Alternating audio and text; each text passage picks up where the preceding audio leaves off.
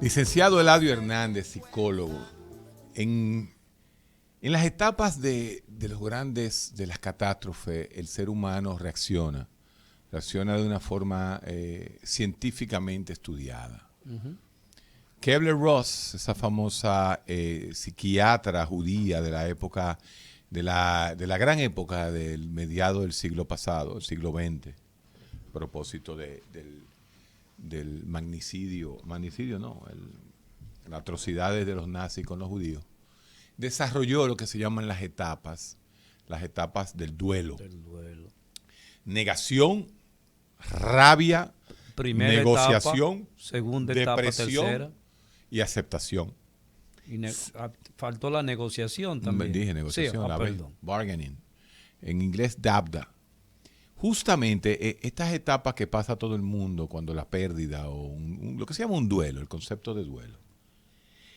En la desaparición de un familiar, en la desaparición De ese ser físico. de ese ser físico, esa desaparición física del individuo, donde no se hace el ritual del duelo y del cierre, en otras palabras, el enterramiento, Así es. la cremación, Los 9 días. los 9 de días los para católicos. los exacto, cristianos católicos, toda la parafernalia que lleva el cerrar ese ciclo de vida, que son los rituales más fuertes que se han hecho en la historia de la humanidad.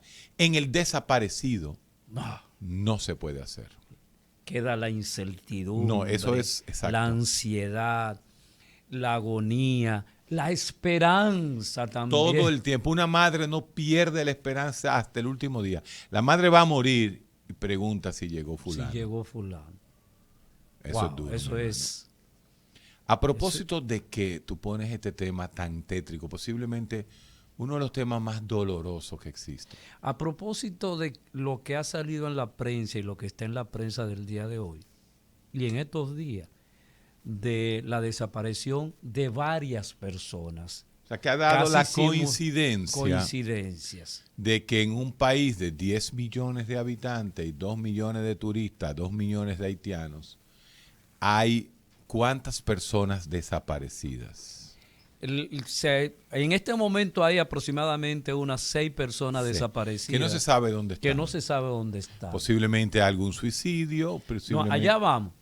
Probablemente lo que se tiene o el análisis que se tiene es que los desaparecidos muchas veces o son por problemas de antisociales. Entonces, definitivamente que existe un mecanismo. Pero cuando estamos hablando de los desaparecidos. Pero yo justamente allá iba. ¿Puede una persona con esta condición disociativa olvidar donde vive e irse a otro lugar y hacer una nueva vida? Eso se conoce como su fuga psicógena. No. Esos son cuentos. Son cuentos de hadas, sí. ¿Sí? Usted puede en un momento dado tener una memoria bloqueada, un bloqueo de memoria, pero de ahí hacer otra vida, no, eso no se ha visto. Fíjate, cuando uno se entrena en los Estados Unidos en psiquiatría, uno tiene que verlo todo.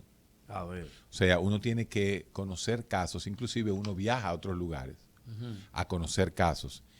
Y hay una entidad que todavía está ahí como en esa neblina, como que sí, que no, que es el trastorno de personalidades múltiples, lo que se llama trastorno disociativo de la personalidad. Ahora se llama así, trastorno disociativo. Son clasificaciones que cada día van a ir desapareciendo. Pero realmente, Dr. Jekyll and Mr. Hyde, que es el tipo que se desdobla en personalidades diferentes. Muy chulo ese tema para Hollywood. Hollywood lo ha explotado. Lo ha explotado. Sí. La señora que es monja en la mañana y prostituta en la noche. Sí. Entonces esa, por ejemplo. Y que doble personalidad. Doble personalidad y que entonces después es la madre y después la asesina. Bueno, pues se ha hecho mucho Hollywood de eso. Hay dos cosas que Hollywood ha explotado y ha estigmatizado. El trastorno de la doble personalidad. La gente cree que eso es bipolaridad. Y el electroshock. La terapia electroconvulsiva, que es algo tan común, tan serio y tan benigno y tan seguro, Sin embargo, la gente tiene una idea del electroshock como que es una tortura, Sí, como que es la silla eléctrica sí. que te van a poner. Entonces son cosas que Hollywood no ha ayudado a nuestra profesión. O sea, tú dices entonces que la fuga disociativa no es verdad, que yo puedo dejar mi familia y crear caminar 100 otra. kilómetros, pero de ahí a tú dejar tu familia en un lugar y crear otra familia es muy difícil. Una cosa es que tú bloquees. Y vuelvo y te digo, A ver. eso no sucede ahora, es imposible ahora por los medios de comunicación. Ajá. Pero hace 200 años, si tú pertenecías a una aldea y te arrasaban la aldea y te mataban 4 hijos, a la esposa, a tu papá y a 5 hermanos, y tú salías despavorido y te escapabas, y tú llegabas a otra aldea, tú comenzabas a trabajar y tú tenías un bloqueo. Pero es un bloqueo de negación de esa historia tan fuerte que hay. Y bueno, y si tú volvías, te casabas, pero eso estaba ahí, Es muy difícil afirmar de que tú tienes una total amnesia de todo lo que te había pasado anteriormente, a menos que haya un trauma craneal en áreas del hipocampo donde se pierde la memoria. Eso es otra cosa. Explícame eso. El hipocampo es parte del software que tiene el ser humano para almacenar la memoria. Entonces, si tú tienes un daño en el software, tú puedes perder la memoria de un área específica de tiempo. ¿Entendido? Pero de ahí a que uno pierda 100%, que se desconecte 100%, es muy difícil.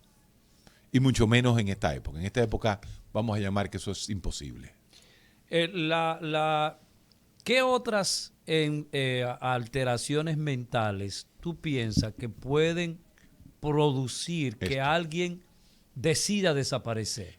Por decirlo de esa manera. La disociación en este momento, en el 2021, en el siglo XXI, el trastorno disociativo más común es el que se da, las microdisociaciones que se dan en el trastorno límite de la personalidad cuando hay un historial de abuso sexual. Explícate. Bueno, en la personalidad límite, que le hemos hablado aquí, el borderline personality, casi un 30%, según los estudios de Yehuda, una famosa psiquiatra, decía que casi un 30% de las mujeres que desarrollan trastorno límite de la personalidad han tenido una historia de abuso sexual. Entonces, esas mujeres que tienen historia de abuso sexual son las que más predispuestas están a desarrollar la sintomatología disociativa. O sea que hay una relación entre un trastorno de personalidad propiamente dicho, que es el límite, y estas alteraciones que ya son más fuertes, por decirlo de una manera. Dentro de los síntomas que puede dar el trastorno límite está la disociación. Y se linkea, se relaciona más con cuando hay historia de abuso. Y por ejemplo, una persona con trastornos afectivos. O sea, con el trastorno del estado de ánimo. Con el trastorno del estado de ánimo, depresivo o bipolar. O bipolar. Esas personas pueden en algún momento, y la depresiva, pueden, porque hay una discusión que creo que hemos tenido aquí. ¿Puede una persona depresiva ser violenta? Totalmente. Porque la causa número 1 de violencia es la frustración. El estado de frustración es que lleva al hombre a la violencia.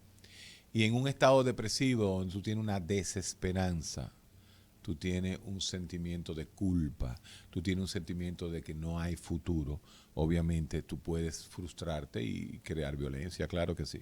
¿Contra mí mismo o contra otra persona? No es lo más común, pero si estamos hablando de posibilidades, por supuesto que existe esa posibilidad. O sea que puede ser que personas no diagnosticadas, por decirlo de una manera, con trastorno depresivo o con trastorno bipolar, pudieran desaparecer ellos mismos. Pero al tú decirlo de esa manera, da la impresión como que los depresivos y los bipolares son violentos al mismo tiempo. No, yo no quise decir eso. Los que más violentos podrían ser los bipolares en un momento de la habilidad emocional. O sea, de cambiar de estado de ánimo. Mira, las personas más violentas, ¿tú sabes cuáles son? ¿Cuáles son? Las normales. Las normales. Estamos totalmente de acuerdo. Entonces vamos a comenzar por ahí. Sí. Esos son los que más matan. Exacto, los que más matan son las personas normales, los ciudadanos normales. Los supuestos normales. El hospital más tranquilo que hay y más silencioso es un hospital psiquiátrico. Eso es así. Entonces... Que ustedes cerraron. Ustedes no, porque yo nunca he sido parte de la nómina pública de ningún gobierno ustedes, los ni de psiquiatras. ningún estado. No, usted no puede meternos generalizar. a todos. Okay. No, usted es un freco. Te saqué. Gracias, porque usted no puede meterme a mí en la nómina pública porque yo no cobro. Y yo pero no tú voy a sí tener, repites eso, yo ya, no voy a ya tener, lo sabemos. Pero ¿qué? Tú eres que me provoca. Pero ven acá. ¿Quién fue que dijo que yo era responsable de cerrar el hospital? ¿Fue usted? Usted es parte de la, ¿tú sabes por qué yo lo digo? la sociedad de psiquiatría. ¿Tú sabes por qué yo lo digo? ¿Tú sabes por qué yo lo digo? Porque es muy bueno, cuando tú oyes decir que durante el COVID, nosotros nos cerramos un solo día y tú lo sabes. Sí. Y nos pusimos vidrio para poder seguir trabajando. Así es. Mientras que en el sector público, que me digan a mí cuántos psiquiatras fueron a trabajar los primeros 6 meses de pandemia. Pero yo no podía dejar de trabajar porque yo no puedo dejar de comer. Y yo recibiendo sus 60 y dentro de 20 años le dan sus 60. Pensionado. Si yo no hago mi 60 mensual para cuando yo cumpla 70 años, yo no voy a tener pensión, ni voy a tener SENASA. Por eso que yo lo digo. Porque aquí hay muchas especialidades que van 1 y 2 veces a un hospital público por 2 horas. Ven 3 pacientes. ¿A cuánto están saliendo esos pacientes al sector público? Wow. Están saliendo caros. Sí. Por eso que uno puede hablar pendejadas. Incluyendo a los que estudian a ti luego con 5,000 pesos de consulta. Se van a una universidad gratis, el Estado le paga a la universidad, se gradúan de médicos, se gradúan de psiquiatras, nunca pagaron un chele, después el mismo Estado lo nombra, se pasan 25 años recibiendo un sueldo, así mismo es, papá, para que no te pierdas. ¿Qué es realidad? ¿Qué es realidad? Es así. ¿Qué es realidad? Pero me sacaste del tema, porque tú siempre tienes un veneno arriba. Entonces... Eladio el venenoso, que hay que decirle. Entonces, Héctor... Eso sí, que no te vean los cristianos. Te tienen en la mira telescópica. Solo que yo vuelvo a los repetir. fanáticos. Porque hay mucha gente de open-minded, de mente abierta. Así es. Que te entiende, que tú manejas los criterios. Además, no todo el mundo tiene que ser cristiano. Pero además, yo creo, Héctor, no hay diferencia que yo entre soy de la poca persona sincera en los medios de comunicación. Así es. Que dice lo que yo digo en términos claro que sí. de mis creencias. Nadie se atreve a decir lo que tú dices. Nadie se atreve a decirlo. No hay diferencia entre un cristiano y un jodido ateo. Pero venga acá. No hay diferencia. No, yo no veo ninguna diferencia. ¿Tú ves alguna diferencia? Tú me estás desviando del tema que estamos hablando, pero yo lo único que siempre te digo a ti es lo siguiente. Dame el dato. Ningún cristiano es mejor que yo. Punto. En términos humanos. Entonces, nadie puede rebatirme a mí mi solidaridad, mi elemento humano de enfrentar la relación constante y diaria que yo tengo con la realidad. Tú no eres capaz de hacerle daño a nadie. A nadie, absolutamente a nadie. Y aquí vinieron unos mezquinos, ¿no te acuerdas? Unas mezquinas a querer hacerle daño a uno. Sí. Hasta en los websites de uno se metieron. Sí, señor. A hacerle daño a uno. Las mezquinas esas. Pero nada, esa es la vida. Vamos a seguir con el tema de los desaparecidos. Pero vamos a seguir con la canción que a todo el mundo le ha encantado. Vamos a seguir. Rubén Blades, Desaparecidos. Oye esa metáfora de Rubén Blades. Cuando Rubén Blades era el duro. ¿Cuándo llega el desaparecido? Cuando tú lo traes al pensamiento. Wow. Sos forever. Wow. Forever. Siempre estará ahí. Entonces, ese cierre, eso es una maldición. No hay cierre. Por eso es, por ejemplo, las famosas caminatas de las madres de los desaparecidos, por ejemplo, en Argentina. Fueron famosas. En la plaza aquella que se juntaba. En la plaza aquella. Y realmente, por ejemplo, en la época de Trujillo. Y Balaguer. Bueno, Y Balaguer también, los Balaguer, desaparecidos. de Balaguer. A ti casi te desaparecen. Casi. Te salvaste a Chepa. De chepa y chepa. De ahí que tú le tienes tanta rabia al balaguerismo. Yo no le tengo rabia, sino Ya tú los perdonaste. cuando yo, Tú perdonaste a tus enemigos. Tú sabes que ese es el acto cristiano más bello que hay, el perdón. el acto humano, Que el sí. acto humano. Sí, ¿Por qué pero- que ustedes le ponen el cintillo de? Porque Cristo habló Por del ejemplo, perdón. tú tienes el sesgo de decirle a alguien, no, préstaselo porque él es cristiano, él te lo... No, ¿Y no, qué eso no. maldita garantía tú Ninguna, tienes? al Tú revés. estás hablando de un ser humano. Por ahí anda una pastora todavía que cogiendo fuego. No. No, pero lo que pasa es que si tú vas a la filosofía y a la historia de la filosofía Ah. y tú vas, por ejemplo, a la religión musulmana y tú vas a cualquier otra religión, el único que entra el tema del perdón dentro del concepto filosófico religioso fue Cristo. Cuando él dice, dame la otra mejilla, pon la otra mejilla, es el acto de humildad más grande que se ha entendido. Entonces, el perdón es muy difícil. Y tú lo sabes como psicólogo. El ser humano no olvida, pero puede perdonar. Eso es así. Si a Entonces, ti, pero no le ponga la etiqueta. si no a le ti- ponga la etiqueta. A ti, en tu primer matrimonio, cuando te engañaron, tú no olvidas ese trauma. Pero tú puedes perdonarla. Le dices, bueno, mija, Que la vida continúa. encontraste un rubio ojos azules Sí. y me engañaste. Te perdono. Óyeme, el perdón tiene una fuerza curativa y de cierre. Y de cierre de Pero ese... ese es muy importante, eso que tú estás diciendo. pero es por eso que el perdón. El perdón es... Liberador. No, el perdón es médico. El perdón es medicina. Perdonar es una medicina. Porque te quita esa angustia existencial frente a ese tema. Entonces, yo que a veces veo a Discovery Investigation, donde presentan muchos casos, Ajá. 24 horas pasando casos, eso es adicción. Sí, sí. Tú sabes que a mí ese programa, esos programas de Discovery Investigation como que me aburren al final. Sí, al final. ¿Cómo al que final, me aburren? Sí, Yo no sé ya, para dónde como va. que lo mismo es. Pero lo que quiero señalarte con esto es que he visto en algunos casos que madres Sí. y padres, frente a los asesinos de sus hijos, han manifestado, Oh, exacto. yo lo perdono. O sea, fíjate la fortaleza humana de poder decirle a alguien que te hizo daño, porque cuando te eliminan un hijo, te están matando a ti también. Así es. Vamos de lo psicológico a lo forénsico, de lo forénsico al tigueraje, del tigueraje a la realidad, de la realidad a la ficción. A ver. Entonces yo tengo el artículo aquí del Listín Diario sobre las desapariciones causan preocupación en el país. Pero tú te das cuenta de algo. Dentro de las 4 fotos que aparecen el joven, el señor que duró 12 años preso. ¿Apareció? No, aparece. Aparece. En esta ok, foto. ya. Y el tipo, luego de tener 12 años preso, sale libre y a las 2 semanas se desaparece. Moraleja. ¿Cuál es la moraleja? Bueno, sí, pero lo desaparecieron lo mismo que lo metieron 12 años. Ay, mamá. That's it. sí. Pero eso es lógico, eso hay que ser inteligente. No, eso simplemente hay que deducir. La deducción. ¿Qué es la deducción? La forma empírica lógica más importante que existe. Tú deduces. Si la sangre es roja y toda la sangre es roja, tú puedes decir que la sangre en todas partes es roja.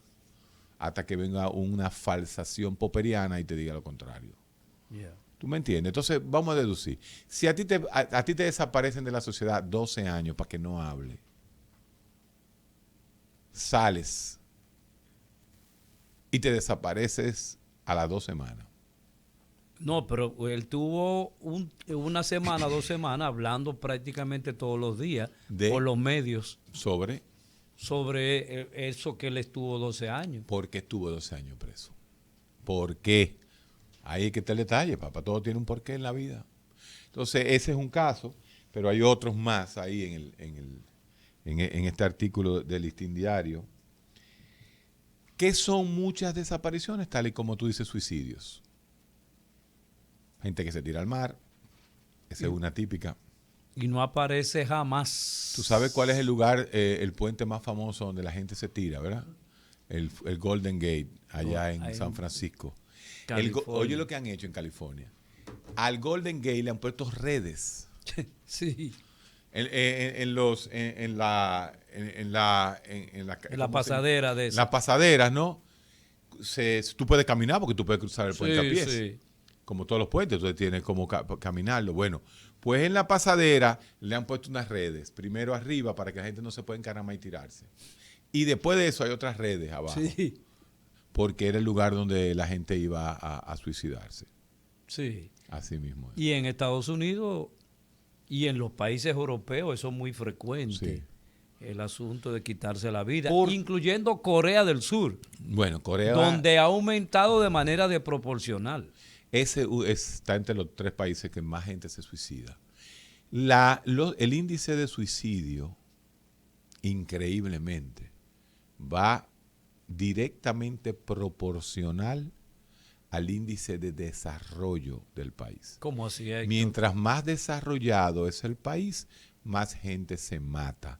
Mientras más gente educada hay en el país, más gente se suicida. Mientras más personas inteligentes, mientras más científicos, mientras mejor se viva, más suicidio hay. No, pero es una contradicción, pero ven no, acá. eso parece al principio una contradicción, pero en esos países donde un hombre de un nivel intelectual muy alto con una depresión decide que no hace nada vivo, va y se mata. En un país como Haití, donde tú tienes que vivir el día a día, salir a buscar la comida, tú no estás pensando en eso. Pero ¿y cómo tú te vas a matar? Exacto. Ahí yo creo que no hay, que la gente no hay suicidio. Ni en los países de menor suicidio, los países más pobres. Entonces, ¿qué es el marcador de índice de desarrollo de un país? Suicidios altos, crímenes bajos. Lo contrario a República Dominicana. Lo contrario a Haití. Lo contrario a Honduras, lo contrario a Nicaragua, lo contrario a los países de las 3 causales. Hay 3 veces más homicidios que suicidios. La gente mata, pero no se mata. Eso es así. Ese es un marcador. Ahora vamos a pasar a una de las sesiones más importantes e interesantes que hay en el recetario de Guerrero Heredia. Nuestro gran amigo, el Divo.